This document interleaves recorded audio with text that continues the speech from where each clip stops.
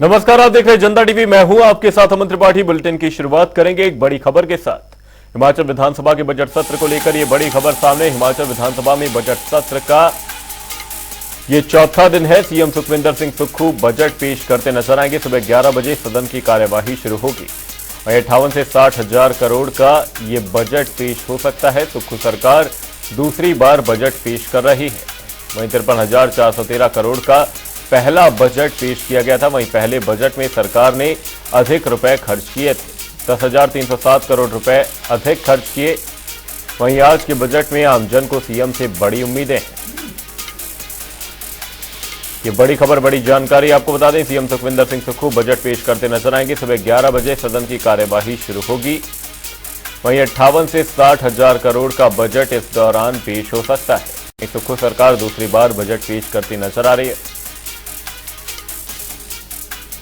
इसी खबर पर हमारे हिमाचल ब्यूरो चीफ विकास शर्मा हमारे साथ जुड़े हुए हैं। विकास जी, आपसे जानना चाहेंगे, हिमाचल विधानसभा के बजट सत्र का चौथा दिन है, क्या कुछ बड़ी बातें रहेंगी? वहीं बजट से क्या कुछ उम्मीद है आमजन को? देखिए, निश्चित रूप से इसलिए भी क्योंकि कर्मचारी वर्ग जो है वो लगातार नजरें लगाए हुए है कि क्या बजट के अंदर कोई बड़ी राहत जो है वो यहाँ पर कर्मचारी वर्ग को दी जा सकती है। ये बजट दूसरा बजट है सुक्खू सरकार का। ऐसे में दूसरे बजट के लिए क्या बड़ी चीजें जो है वो इसमें रह सकती हैं, हर किसी को इससे उम्मीद है। चाहे वो युवाओं की बात करें, ग्रामीण कमोवेश के इलाके में रहने वाले जो गरीब लोग हैं उनकी बात करें, ग्रामीणों की अगर बात करें या शहरी इलाकों की बात करें, तो ये तमाम वर्ग हैं और सभी वर्गों को इसमें उम्मीद है। और हमारे सूत्र ये भी कहती हैं कि ये भी कई हद तक मुमकिन है कि दूसरे बजट के अंदर जो राज्य सरकार अपनी गारंटियों का जिक्र यहाँ पर करती रही है कि गारंटियां चरणबद्ध तरीके से पूरी होंगी और उन गारंटियों को किस तरह से धरातल पर उतारा जा सकता है, इन तमाम चीजों को लेकर बजट का खाका तैयार किया गया है। लंबी मैराथन बैठकें जो है वो इस बजट को तैयार करने में की गई हैं। राज्य सरकार और उनके अधिकारी, मुख्यमंत्री स्वयं जो है वो इस बजट को लेकर जो है वो अपनी तैयारी यहाँ पर लगातार करते नजर आए। तो लिहाजा नजर जो है वो इसी के ऊपर रहेगी कि बजट जो है वो किस तरह का रहेगा। और पहले बजट की हम बात करें तो वो बजट में भी बहुत सारी उम्मीदें थी। ग्रीन स्टेट की बात कही गई कि ग्रीन स्टेट हिमाचल प्रदेश को बनाया जाना है। ग्रीन कॉरिडोर जो है उसकी घोषणा यहाँ पर की गई थी कि किन किन इलाकों को ग्रीन कॉरिडोर बनाया जाना है, ताकि जो इलेक्ट्रिक व्हीकल की बात की गई थी कि वो सबसे पहले शुरुआत इसकी परिवहन विभाग के साथ की गई थी। अब क्या इन्हें और विभागों में भी लागू किया जा सकता है?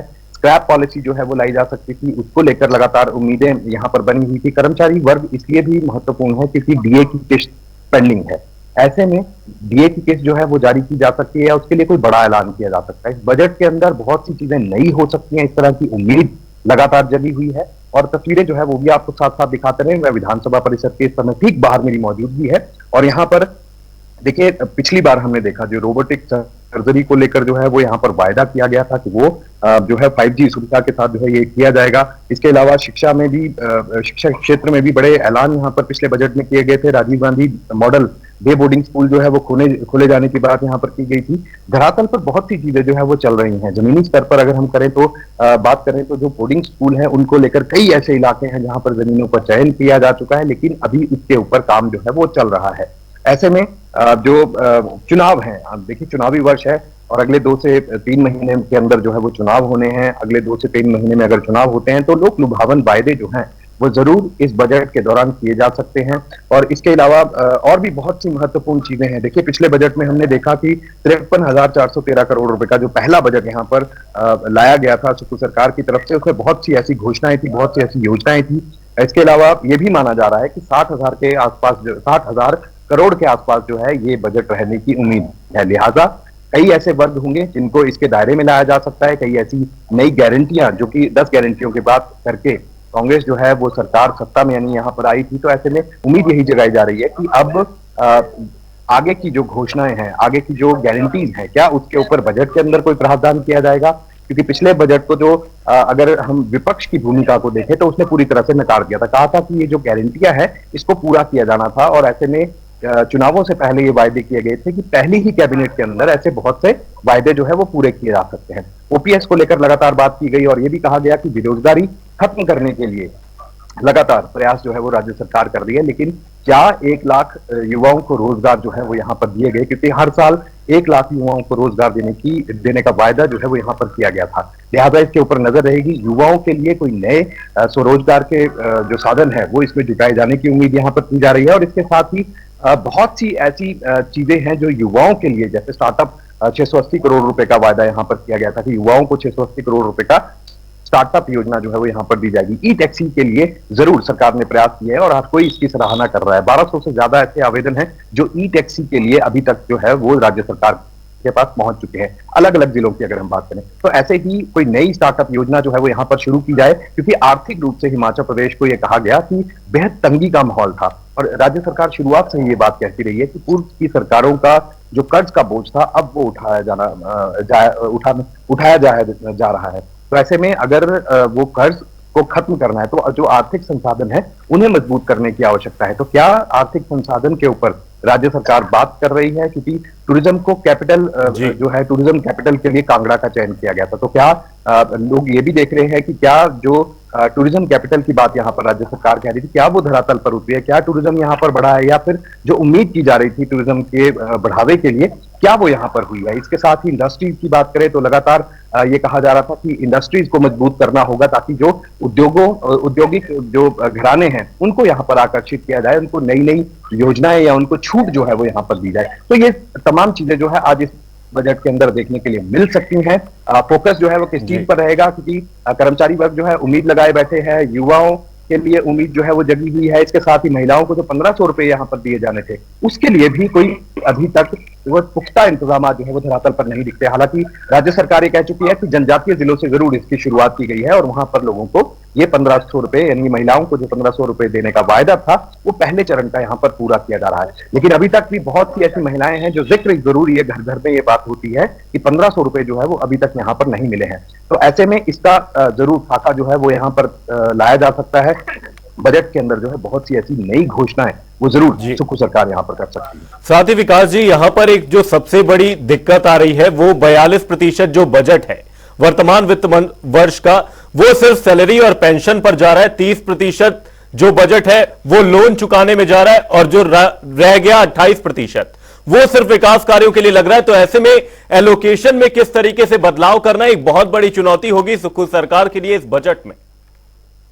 निश्चित रूप से, और देखिए आपने बिल्कुल सही कहा कि अलग अलग प्रतिशतता है हर वर्ग के लिए, हर चीज के लिए, और कर्ज के लिए खास तौर पर, क्योंकि परेशानी ये है कि कर्ज जो है वो लगातार बढ़ता जा रहा है। ऐसे में जो कहावत होती है ना, वो ये कहा जाता है कि आमदनी अठन्नी खर्चा रुपया, तो ये कहावत जो है सटीक यहाँ पर बैठती है। और ऐसे में किस तरह से राज्य सरकार इन चुनौतियों को पार कर पाएगी, अगर बजट जो है वो यहाँ पर लाया जा रहा है तो क्या क्या नए संसाधन आर्थिक रूप से जो हिमाचल प्रदेश को मजबूत करते हैं उसके ऊपर नजर बनी हुई है। इसके साथ ही ऐसे बहुत से संसाधन है जिसका जिक्र, चाहे वो टूरिज्म कैपिटल की जिस तरह से मैंने पहले बात की, उसके ऊपर कहा गया था कि ये बड़ी आर्थिकी है, 6000 करोड़ से ज्यादा की आर्थिकी है। ऐसे में क्या उस आर्थिकी को और बढ़ाया जा सकता है? देखिए, जो गारंटियों का जिक्र यहाँ पर लगातार किया जा रहा था कि 10 गारंटियां पूरी की जानी है, और धीरे धीरे करके, और मुख्यमंत्री की तरफ से लगातार ये बयान आए कि हमने कभी भी ये वायदा नहीं किया कि एक दिन में गारंटियां पूरी करनी है। 5 साल के लिए कांग्रेस जो है वो सत्ता में आई है और 5 साल का वक्त जो है वो इन गारंटियों को पूरा करने में लगेगा। तो ऐसे में चुनौतियां बहुत सी हैं, क्योंकि अगर आर्थिक रूप से समृद्ध हिमाचल प्रदेश होता तो शायद इन गारंटियों को जो है वो पूरा किया जा सकता, लेकिन मुझे लगता है कि इसके लिए भी बहुत चुनौतियां थी अगर आर्थिक रूप से भी समृद्ध हिमाचल प्रदेश होता, क्योंकि यहाँ की इतनी कोई बहुत ज्यादा जनसंख्या भी नहीं है।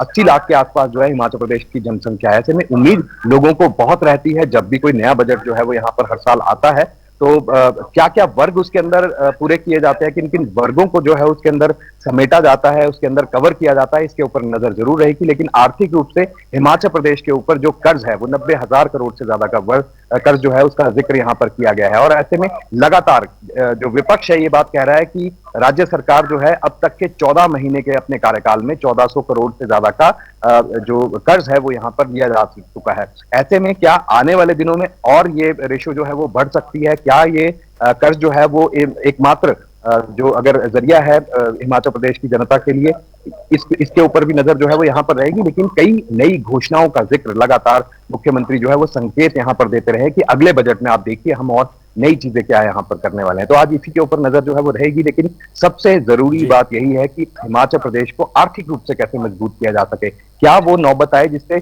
कर्ज जो है वो ना लेना पड़े। तो इन सब चीजों को जो है वो आज इसमें समेटा जाएगा और देखना यही होगा, नजर यही रहेगी कि क्या इस बजट के अंदर कोई नई चीज देखने के लिए मिलती है, क्या हर वर्ग की बात जो यहाँ पर की जा रही है और हर वर्ग को उम्मीद भी यहाँ पर है कि क्या हिमाचल प्रदेश में ये तमाम चीजें जो है वो लागू की जा सकती है, क्या नई योजनाएं यहाँ पर ली जा सकती है। तो इसके लिए नजर रहेगी और बजट से उम्मीद हर किसी को है हिमाचल आर्थिक रूप से समृद्ध हो, इसको लेकर राज्य सरकार जो है वो लगातार दावे कर रही है। लेकिन विपक्ष किस तरह से इस बजट को देखेगा, इसके ऊपर भी हम चर्चा करेंगे। फिलहाल 11 बजे सदन की कार्यवाही शुरू होगी, मुख्यमंत्री बजट पढ़ना शुरू करेंगे और उसके बाद ही आगे की प्रतिक्रियाएं आपको बताएंगे। हिमाचल विधानसभा बजट सत्र का चौथा दिन होगा। बहुत बहुत धन्यवाद विकास शर्मा जी तमाम जानकारी के लिए। सीएम सुखविंदर सिंह सुक्खू बजट पेश करते नजर आएंगे। रुक करेंगे अगली खबर की ओर। सोलन शहरवासियों में बजट को लेकर सरकार के प्रति काफी उम्मीदें देखी जा रही हैं। उन्होंने कहा कि उन्हें पूर्ण उम्मीद है कि प्रदेश कांग्रेस सरकार उन्हें मायूस नहीं करेगी और हर वर्ग का संतुलित विकास करने के लिए बजट में प्रावधान रखेगी। उन्होंने उम्मीद जताते हुए कहा, सरकार को शिक्षा के क्षेत्र में अधिक बल देने की आवश्यकता है। वहीं उन्हें स्वास्थ्य और पर्यटन के क्षेत्र में विकास लाने के लिए बजट में प्रावधान रखना चाहिए। There should be some provision जिससे आम आदमी का जीवन बढ़िया चले। जैसे पीछे लैंडस्लाइड्स हुए काफी सारे, अभी तक गवर्नमेंट से सड़कें नहीं बन पाई हैं, और प्रोविजंस भी ऐसे होने चाहिए जिनमें लोगों को सहूलियत होनी चाहिए। स्वास्थ्य के विषय में तो हमारी सरकार बहुत अग्रसर है उस काम को करने के लिए, और ये जो काम है ठीक तरह चल रहा है। हिमाचल का ही उदाहरण लीजिए, हिमाचल में बहुत बड़ा हॉस्पिटल बनने जा रहा है, जिसके लिए कल सरकार ने 3.5 करोड़ रुपया मंजूर किया। हिमाचल की सरकार लोकप्रिय है, उसी तरह से हमें पूरी उम्मीद है कि इस बजट में सभी वर्गों का बहुत ही अच्छे तरह से ध्यान रखा जाएगा, चाहे वो शिक्षा हो, चाहे वो सड़क हो, चाहे परिवहन हो, किसी भी तरह की कोई भी वर्ग हो या व्यापारी हो। हम सबको बहुत इस सरकार से उम्मीद है कि इस सरकार के अंदर जो बजट अब आज पेश हो रहा है उसमें सभी वर्गों का बहुत अच्छे से ध्यान रखा जाएगा। सबसे अहम मुद्दा है युवाओं को रोजगार के लिए बजट एक जो है एक बड़ा साइकिल लेके आएगा।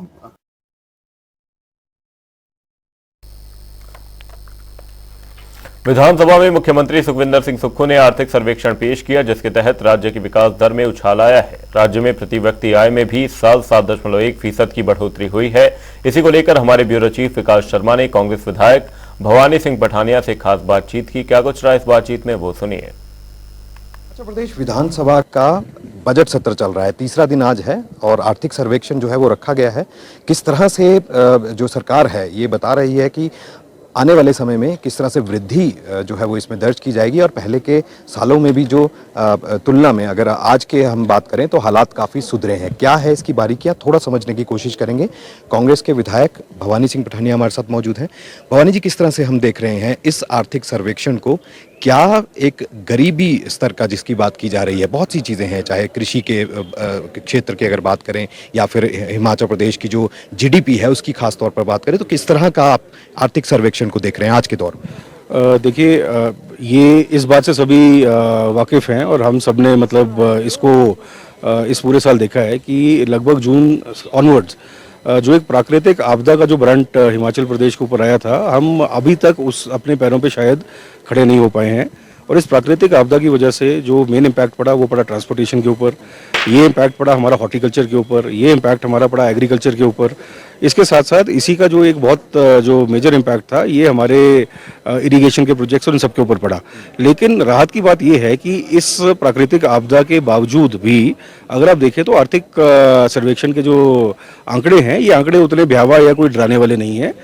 यस, टूरिज्म के ऊपर एक बड़ा भयंकर जरूर हमने डिप देखा है ओवर लास्ट ईयर, लेकिन इसके बावजूद भी जो टूरिस्ट की संख्या हमारी पिछले साल आई है, जिसमें कि मैं 3-4 महीने तो ये मान के चलूंगा कि एकदम ही ब्लैकआउट ईयर था, ब्लैकआउट पीरियड था, उसके बावजूद भी जो प्री कोविड डेज के हमारे जो आंकड़े थे उनके बराबर हम पहुंच गए हैं। तो जैसे कि मैंने बोला कि ये एक साल पूरे साल को हम मतलब एक कंप्लीट फाइनेंशियल ईयर की तरह नहीं देख सकते, प्राइमरीली बिकॉज जो प्राकृतिक आपदा है इसने बहुत ज़्यादा जो है ये डेंट हम पे डाला है। लेकिन इसके साथ ही टूरिज्म की हमने बात की, तो टूरिज्म के ऊपर आघात जो है वो बहुत पहुंचा है, लेकिन उसमें वृद्धि भी देखी जा रही है और ये माना जा रहा है कि जो पहले की तरह जो आंकड़े हैं, शायद ये ग्राफ जो है अब उस ओर बढ़ रहा है। तो क्या इसमें उम्मीद की जा सकती है कि आने वाले समय में इसमें बढ़ेगा, क्योंकि एक हिमाचल प्रदेश की सबसे बड़ी आर्थिकी जो है ये पर्यटन से मानी जाती है। देखिए, एक तो ये बड़ी आर्थिकी है, दूसरा क्या है, ये बड़ी सेक्युलर आर्थिकी है, क्योंकि पर्यटन ना केवल एक ज़िले में या एक लोकेशन में वो है, ये पर्यटन बेसिकली हमारी सारी की सारी डिस्ट्रिक्ट्स के ऊपर जो है ये इम्पैक्ट करता है। और अगर आप देखिए कि कोविड से हमने क्या सीखा, कि कोविड का जो पीरियड था, उस पीरियड के बाद जब नॉर्मलसी वापस आई तो लोगों ने मतलब विद अ वेंजेंस, मतलब एकदम जैसे सब कुछ छोड़ छाड़ के उन्होंने ट्रैवल करना स्टार्ट किया।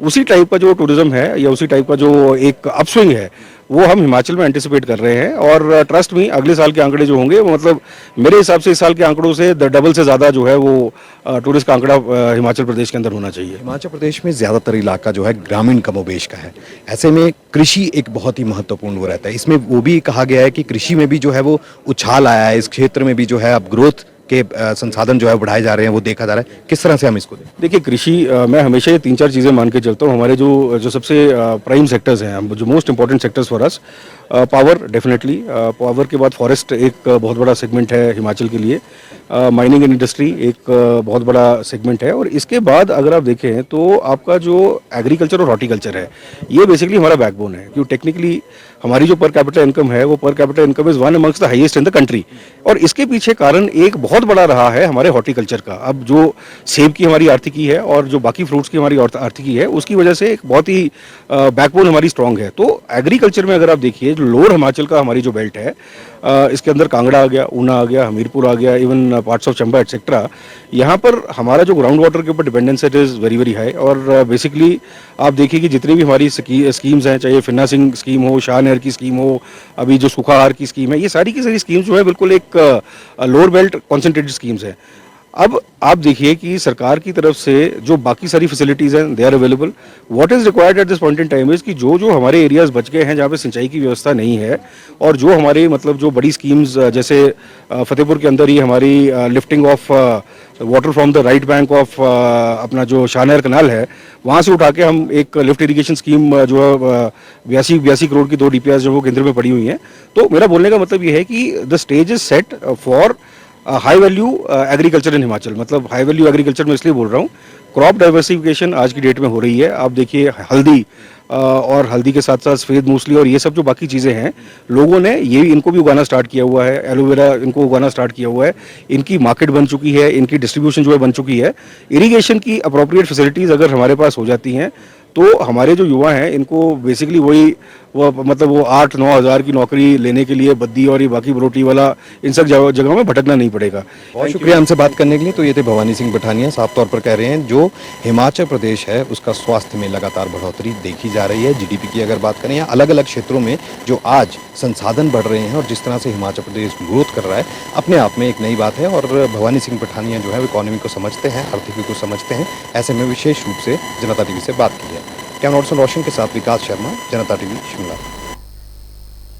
क्रमिक हड़ताल पर जेओएआईटी अभ्यर्थी सदन के बाहर विरोध प्रदर्शन कर रहे हैं। साथ ही बीजेपी विधायक राकेश जामवाल ने अभ्यर्थियों से मुलाकात की। उन्होंने सदन में प्रदेश में लंबित भर्तियों का मुद्दा उठाया। इसी को लेकर हमारे संवाददाता रॉबिन शर्मा ने बीजेपी विधायक राकेश जामवाल से खास बातचीत की। क्या कुछ रहा इस बातचीत में, वो सुनिए। युवा किसी भी राज्य का हो, उसकी सरकार से केवल एक मांग रहती है कि उसे सरकार जो है वो रोजगार के अवसर प्रदान करेगी। लेकिन हिमाचल प्रदेश में लगातार जेओआईटी के जो लोग हैं वो धरने पर हैं, और इसी को लेकर एक सवाल आज हमारे साथ यहाँ विधायक है राकेश जामवाल जी, इन्होंने भी अंदर उठाया था। सर, किस तरह से देखते हैं इस पूरे इशू को आप? 14 महीने में बहुत से हमारे युवा बेरोजगार जिन्होंने टेस्ट दिया हुआ था, जिनका रिजल्ट पेंडिंग था, वो ओवरेज हो गए। बहुत से ऐसे युवा जो ओवरेज होने की दहलीज पर हैं। मुझे लगता है कि इस सारी प्रक्रिया में जो हम देख रहे हैं कि आज मुख्यमंत्री अपने बयान से पलट के कहा कि हमने रोजगार की बात कही है, नौकरी की बात नहीं कही है।